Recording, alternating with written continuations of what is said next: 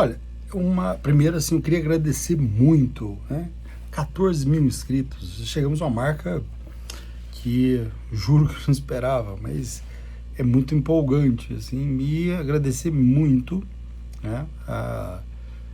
Os comentários, as ajudas, né? E o quanto isso tem ajudado muita gente, meus pacientes e várias outras pessoas que talvez eu não teria o privilégio de ter contato, e dessa forma eu estou tendo. Então eu agradeço já de antemão. Mas vamos a um assunto interessante. Como é que, isso é uma pergunta de uma paciente minha, como é que eu vou criar uma mudança, como é que eu crio um ambiente propício para a mudança?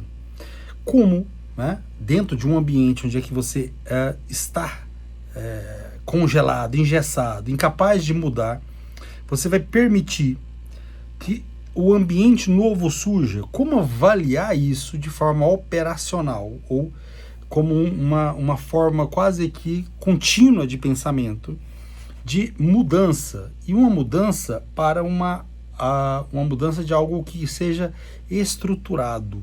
Óbvio que a estruturação ela não pode ser organizada pelas emoções, porque se ela for organizada pelas emoções, a sua mente ela vai funcionar quase como uma mente que busca o prazer pelo prazer. Você não vai conseguir controlar os medos, você não vai conseguir mudar o ambiente, por mais hostil que você esteja hoje, o mais ruim que o ambiente esteja hoje. E por que essa paciente me perguntou? Porque ela está num relacionamento que ela percebe claramente, isso está evidente, porque o namorado dela já disse claramente que não quer um relacionamento mais sério, quer dizer, não quer casamento, não quer algo que vai comprometê-lo, e esse é um desejo dela. Mas como afrontar esse ambiente, mesmo ela ligada emocionalmente, e as emoções distorcem as realidades? Veja que eu estou querendo uma estratégia com criatividade, ou voltada novamente para São Tomás de Aquino, mas que permita que o indivíduo mire em coisas mais elevadas e que não fique preso a esses desejos quase que infantis. A infantilidade é algo que nós subestimamos, mas ela está muito presente na forma como a maioria se comporta, interage, pensa, raciocina e faz prognóstico para a existência. Pensar de forma infantilizada é repetir padrões que você aprendeu de alguma forma na infância.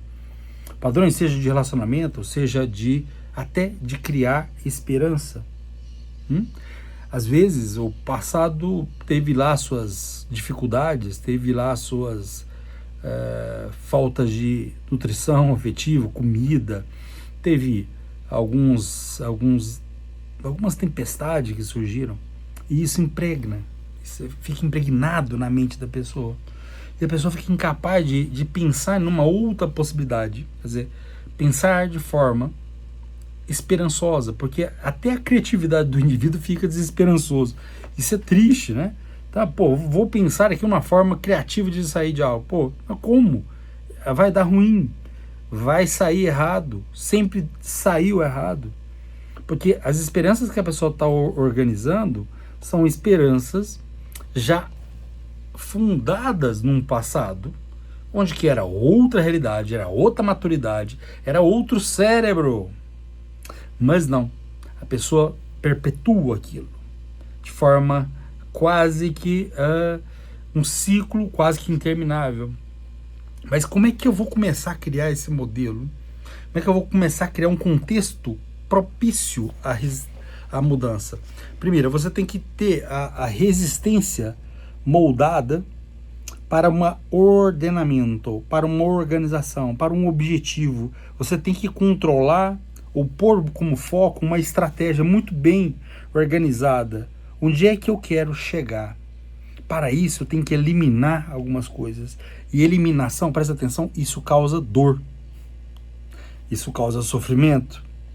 Eliminar o excesso, eliminar o que te causa sofrimento, não é fácil. Por quê? O condicionamento das respostas estão muito antigas, enraizadas, e controlar isso exige uma estratégia para aguentar o sofrimento e entender que esse sofrimento é só transitório. É um processo literalmente onde é que a melhor forma de estar livre das emoções que conduzem a sua vida. Pensar racionalmente pelo brilho da razão, ela tira um pouco do ato aleatório. Ele tira variáveis ou invariáveis que você imagina que possa acontecer. Permita que você tenha um pé na realidade e saiba, no caso da minha paciente, ela não tem o que se esperar dessa criatura, porque ele já deu todos os sinais, inclusive verbalizou, e nem precisava verbalizar às vezes. A gente está com alguém ou algum objetivo, a gente percebe quando algo não tem muito fruto, e é doído, dói, e é essa dor que você tem que aprender a lidar com ela, sem medo, com maturidade. Esse sofrimento emocional, ele permite que você crie essa resistência, e essa resistência vai moldar uma nova forma de interagir com a realidade. Alguns têm um hábito muito interessante de se culpar por tudo que dá errado.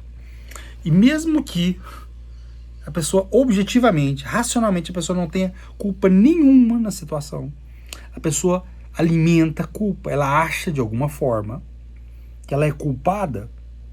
Então isso acontece muito no consultório, muitas mães, por exemplo, que têm filhos autistas, ou famílias que têm algum parente com demência de Alzheimer, muitos se sentem culpados.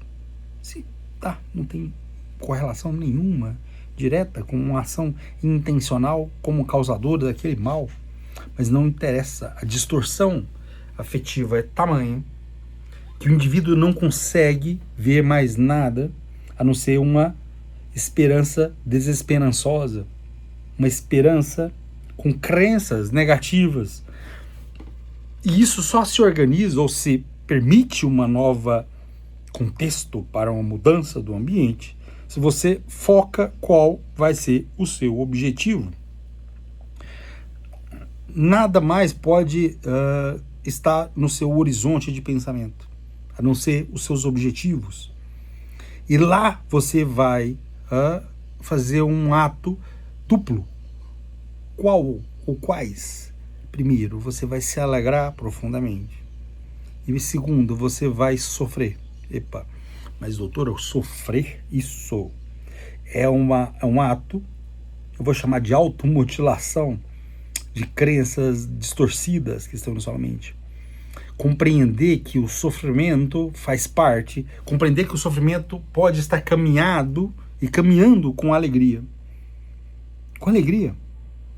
Mas como assim? Não faz muito sentido, doutor. Pois é, mas essa é a forma, ou a fórmula, né, ou a grande forma de uma estratégia prática de resolver intenções existenciais fracassadas que já criaram um ambiente enraizado em você e que você não consegue sair dela.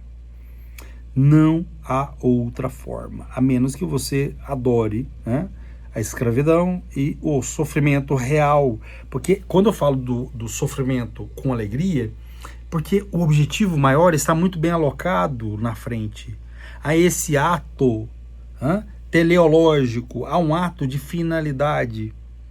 E se o objetivo existencial está ao meu lado, não tem porquê ficar desesperançoso, não tem porquê ficar com medo do sofrimento e vir o medo com alegria. Pensa com calma e vai ver que esse é o único contexto capaz de criar um ambiente, uma resistência interna em você, capaz de mudar qualquer realidade. E vamos continuar. E agradeço novamente. 14 mil inscritos. É muito bom. Para muita gente parece um número pequeno, mas para mim, cada pessoa que tem visto tem trazido bons frutos para essas pessoas. Um abraço.